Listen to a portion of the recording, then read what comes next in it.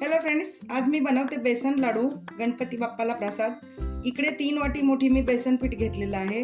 1.5 वाटी पिठी साखर आहे, ती मी घरीच मिक्सरवर बारीक करून घेतली। आणि इकडे 150 ग्राम तूप आहे। तर आता आपण बनवायला सुरुवात करूया। आता आपण इकडे तूप गरम करून घेतलेलं आहे। आता टाकूया बेसन पीठ।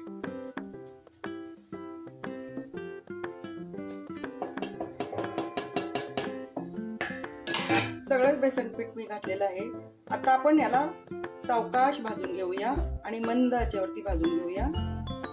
सारखं हलवत राहायचं, खाली लागू द्यायचं नाही। जेव्हा हे चांगलं भाजलं जाईल ना, तेव्हा तूप असं सुटून येईल। आता ते तूप दिसत नाहीये कारण ते बेसन पिठामध्ये मुरलेलं आहे। तर आता मी भाजून घेते। आता मी जवळजवळ 7 ते 8 मिनिटं मी खरपूस भाजून घेतलेलं आहे। गॅस बारीकच ठेवलेला आहे। आता बघा कलर ही चेंज झालेला आहे आणि तूप सोडायच्या बेतात आहे।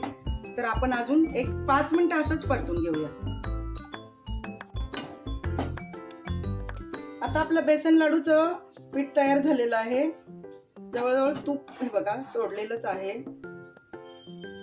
आणि खमंग भाजलेलं आहे। खूप वास छान सुटलेला आहे। जवळजवळ 15 मिनिटं मी भाजून घेतलंय। हे पीठ भाजताना आजूबाजूला पीठ कढईमध्ये टाकून कुठेही जायचं नाही। गॅस जवळच थांबून ते खरपूस भाजून घ्यायचं। करपलं तर हा पदार्थ चुकतो, चवीला चांगला लागत नाही।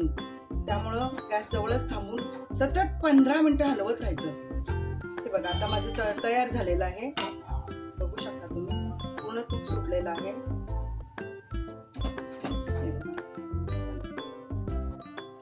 आता मी कढईतून मिश्रण खाली घेतलेलं आहे। त्याच्यामध्ये वेलची घातले, काजू बदामचे तुकडे घातलेले आहेत। थोडंसं थंड झालं की साखर घालूया आणि त्याचे लाडू वळूया। आता मी घालते पिठी साखर, चांगली मिक्स करून घेऊया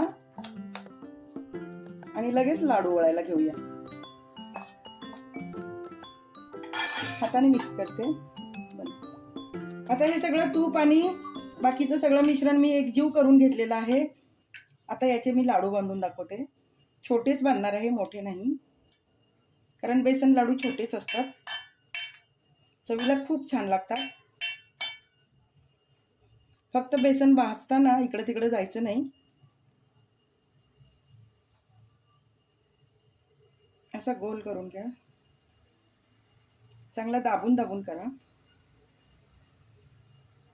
हे बघा तयार झाला आपला बेसन लाडू। आता आपण सगळे असेच बनवून घेऊया।